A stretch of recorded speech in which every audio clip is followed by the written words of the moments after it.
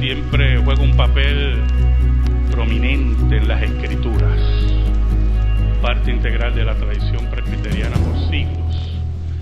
Entre los reformados, entre los calvinistas, la educación toca todas las tareas de la vida. Para ser un buen maestro, usted debe conocer su material, dominarlo y así poder transmitirlo a sus estudiantes. Un buen abogado es aquel que conoce la rama en que se especializa y ayuda a su cliente.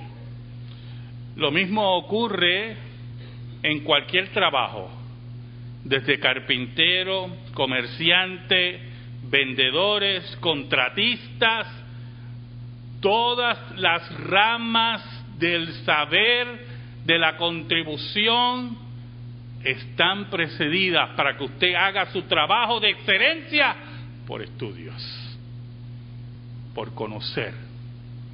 Todos deben estudiar sus oficios, deben en sus trabajos enriquecerlos con estudios, con experiencias, para que den lo mejor a su familia, a la patria, y Dios sea glorificado en ustedes.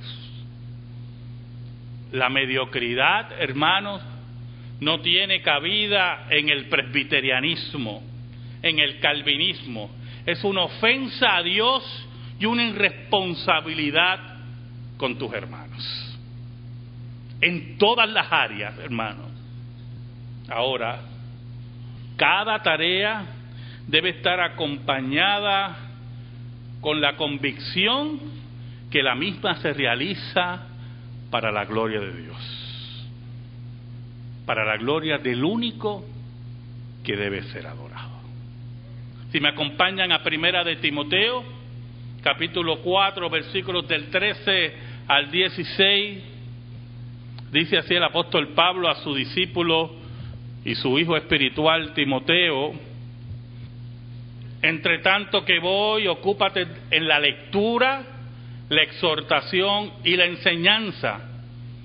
No descuides el don que hay en ti, que fue dado mediante profecía, con la imposición de las manos del presbiterio. Ocúpate en estas cosas, permanece en ellas para que tu aprovechamiento sea manifiesto a todos. Ten cuidado de ti mismo y de la doctrina, persiste en ello, pues haciendo esto te salvarás a ti mismo y a los que oyeren. Oramos. Dios bueno y Dios verdadero, gracias te damos en esta tarde, porque en tu soberana voluntad y tus misterios inescrutables permites a este pecador exponer tu palabra. Yo te pido, Señor, en el nombre de Cristo, que me pongas bajo la sombra de la cruz y que tú seas proclamado. Llega a las necesidades de tu pueblo por tu palabra, en el poder del Espíritu Santo. Por Cristo Jesús oramos en esta tarde. Amén y amén.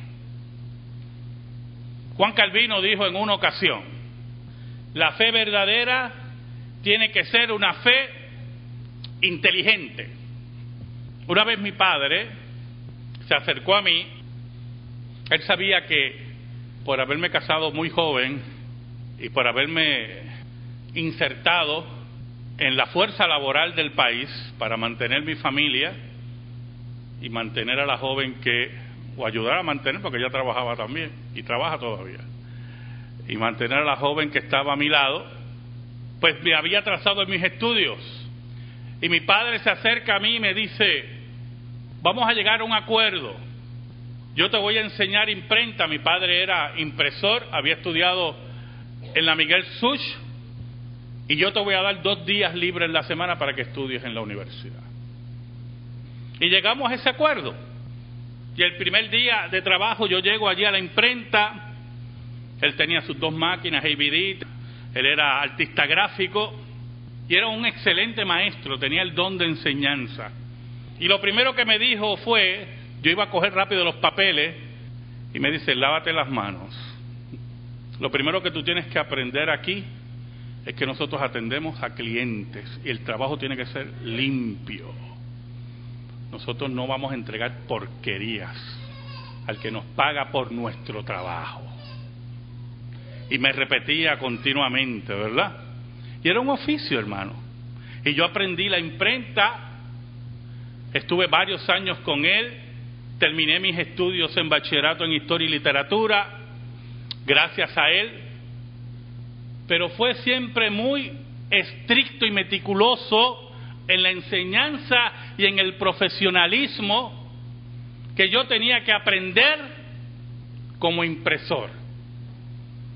Y yo tenía que repasar sus enseñanzas y cometía errores en la máquina, y algunas veces en la máquina yo me ponía a leer de la universidad porque la máquina hacía el trabajo, ¿verdad? Y yo me sentaba al lado de la máquina y no me miraba en la máquina, y en un momento él se acercaba y me daba así un golpe por acá, por la espalda. Me decía, ¿tú no ves todos esos papeles pegados ahí? No puedes estar leyendo mucho aquí. La excelencia.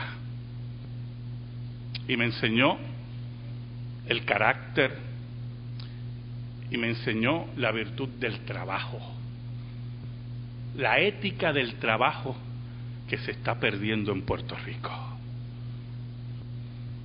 ¿Saben, hermanos? El calvinismo siempre ha sido una línea de pensamiento donde la enseñanza y la educación está presente en todas las áreas. No los conceptos burgueses del profesionalismo, sino en todas las áreas. De aquel que trabaja posiblemente en una aduana, de aquel que trabaja posiblemente como plomero, de aquel que trabaja como abogado, de aquel que trabaja como empleado público. Usted tiene que hacer su trabajo en forma correcta, y para eso usted lo tiene que estudiar, para eso usted lo tiene que practicar, para eso usted lo tiene que ensayar. Yo tengo aquí unas notas de Loraine Boettner, el gran teólogo reformado y calvinista, miembro de la OPC, que dice lo siguiente: el deseo calvinista por la educación ha inspirado a innumerables familias en Escocia, Inglaterra, Holanda, Norteamérica, a someterse a grandes estrecheces económicas a fin de poder dar una educación a sus hijos. La famosa máxima de Carly es que un ser con capacidad intelectual haya de morir en la ignorancia. Esto lo consideró una verdadera tragedia. Las 3 universidades norteamericanas de mayor importancia histórica, Harvard, Yale y Princeton, fueron originalmente fundadas por calvinistas, con el fin de dar a los estudiantes una base sólida en la teología, al igual que en las ramas del saber. Holanda se distinguió porque en los negocios cubrió todo el mundo conocido por la excelencia del calvinismo y de aprender a hacer negocios, a ser negociantes, a hacer en todas las ramas hombres y mujeres de excelencia. Un historiador, Bancroft, nos dice: hacemos alarde de nuestras escuelas, decía él. Calvino fue el padre, según Bancroft, de la educación pública, el originador del sistema de escuelas públicas. Donde quiera que el calvinismo dominó, buscó promover la educación entre el pueblo, y en cada territorio plantó la escuela al lado de una iglesia. Esto es muy importante, hermano, muy importante para esta iglesia. Henry Mitter, muchos de ustedes conocen quién es Henry Mitter. Escribió un libro que se llama Las ideas básicas del calvinismo, que se tradujo al español como La Iglesia y el Estado. Fue presidente de Calvin College. Él decía: la ciencia y el arte son dones de la gracia común de Dios y han de utilizarse y desarrollarse como tales. La naturaleza es obra de sus manos, la incorporación de sus ideas y en su forma más pura el reflejo de sus virtudes. Dios, que es la idea básica del calvinismo, Dios es el pensamiento unificador de toda ciencia, ya que todo lo creado no es sino el despliegue de su plan. Pero añade, y esto es muy importante, los católicos romanos, escuche lo que dice Henry Mitter, tremendo. Los católicos romanos, por ejemplo, podrían prescindir de la educación porque para ellos el clero, no el laico, es quien decide los asuntos relacionados con el gobierno y la doctrina de la Iglesia. Sus intereses, por tanto, no requieren la instrucción del pueblo. E históricamente fue así. En lo que a la salvación respecta, todo lo que el laico católico romano necesita es una fe implícita en lo que la Iglesia cree. No le es necesario poder dar una explicación inteligente de los principios de su fe. En lo que al culto respecta, no el sermón, sino el sacramento es el medio importante de impartir las bendiciones de la salvación, siendo el sermón de menor importancia. Para el calvinista, el asunto es todo lo contrario. El gobierno de la Iglesia está en manos de los ancianos, laicos, y son estos los que toman las decisiones tanto en asuntos del gobierno de la Iglesia como en los de su doctrina. Además, el laico mismo tiene el deber solemne, sin la mediación de un orden sacerdotal, de ocuparse de su salvación, y no basta tener una fe implícita en lo que la Iglesia cree. El creyente calvinista debe leer la Biblia y conocer su credo, que, por cierto, es uno altamente intelectual. Cabe señalar que aún para el luterano, la educación no era un asunto de tanta importancia como lo era para el calvinista. Y aunque es cierto que el luterano enseñó que cada individuo había de ocuparse personalmente en su salvación, sin embargo, en los círculos luteranos el laico fue excluido del oficio del gobierno de la Iglesia y también por consiguiente el deber de tomar decisiones en cuanto a los asuntos de doctrina. ¿Sabe?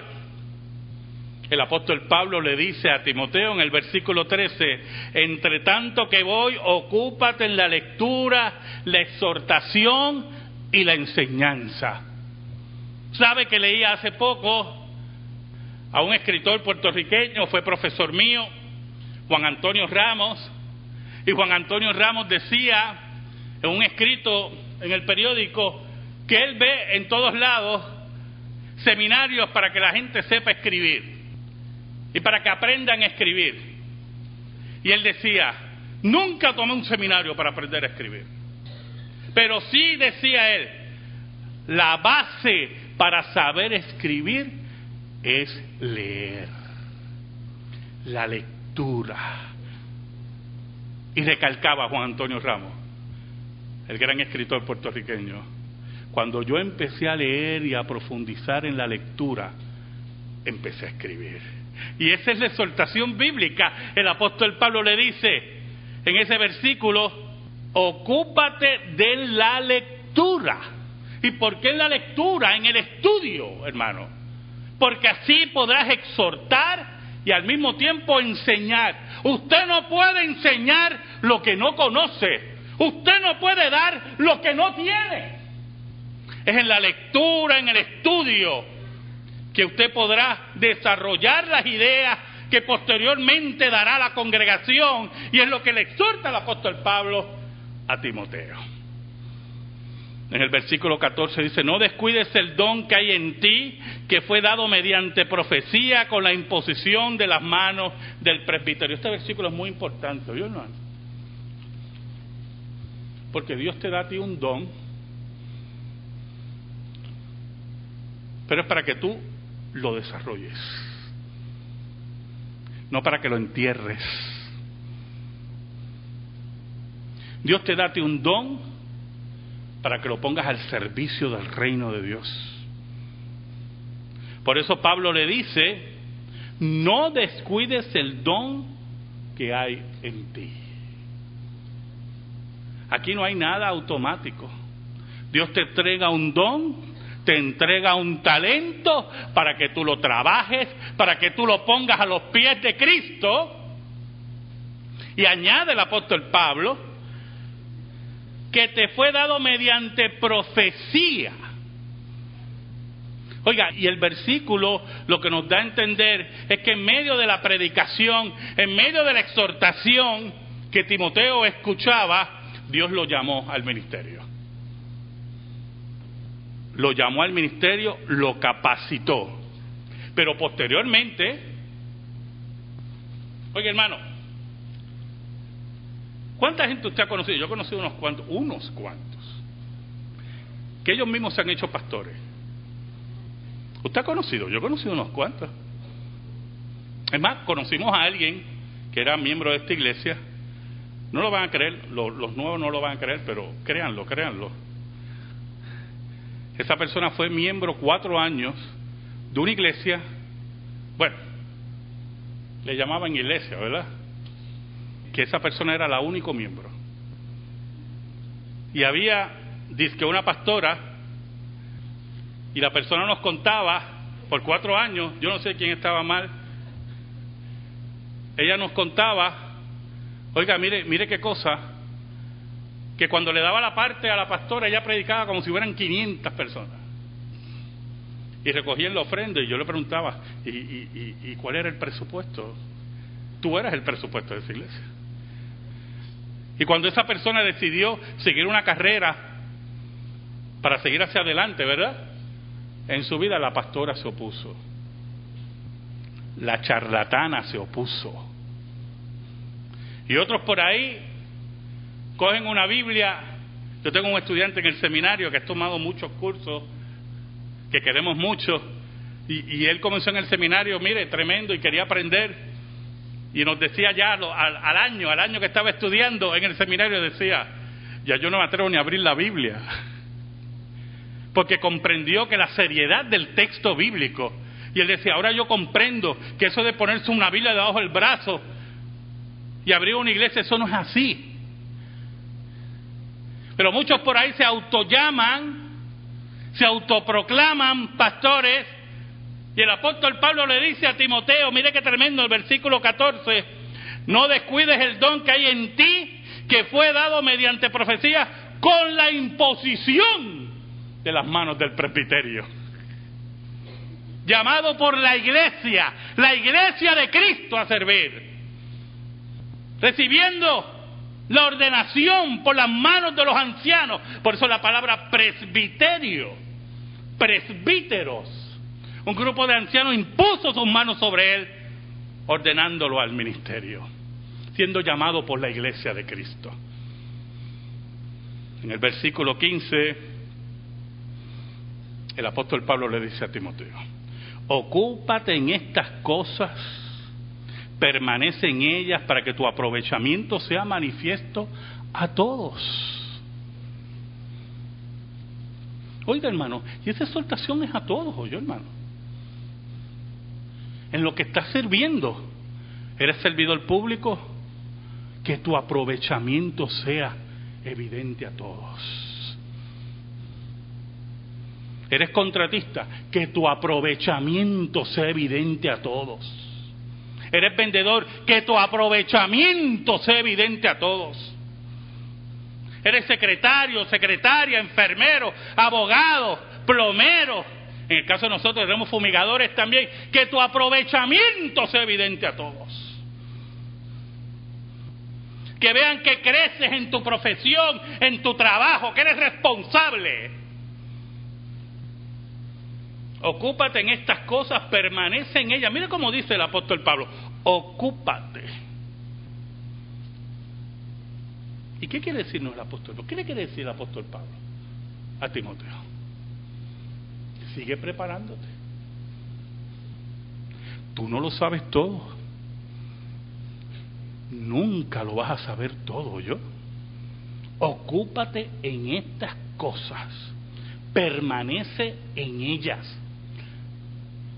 Sé perseverante. No te rindas. Para que tu aprovechamiento ¿Sabe? Spurgeon, el gran predicador inglés, Spurgeon se hace famoso porque sus sermones que daba los domingos llegaban a Estados Unidos el lunes mediante el telégrafo. Y uno de los famosos periódicos de Estados Unidos publicaba sus sermones. Y la gente leía sus sermones y lo oía, y ¡wow! Tremendo. Pero Spurgeon experimentó un problema en su congregación. Y es que Spurgeon empezó a darle a su congregación, y a darle conocimiento, y a darle sabiduría de la palabra. Y la congregación, que amaba profundamente al Señor, le empezó a pedir más. Y la leyenda dice, y digo leyenda porque nunca lo he corroborado, que su biblioteca era inmensa y tuvo que leer 50,000 libros en su vida. Para que tu aprovechamiento sea manifiesto a todos.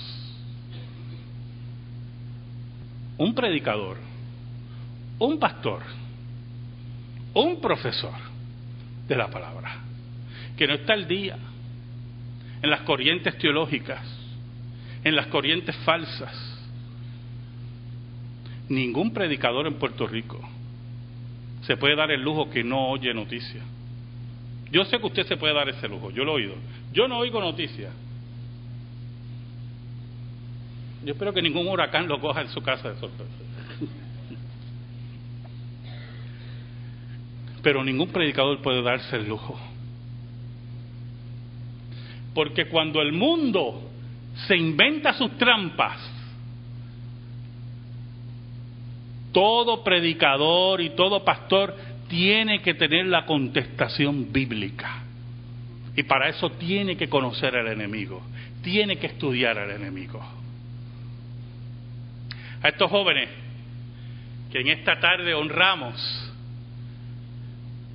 que empiezan sus tareas en la educación y sus pasos en la educación, que posiblemente hay un día o 2 días, o todos los días, no sé, se levantan hoy de nuevo a la escuela, le decimos que allá afuera se están escogiendo a los mejores,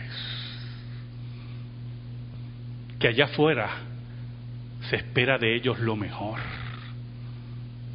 que allá afuera se espera que testifiquen a Cristo en cada área de trabajo que escojan.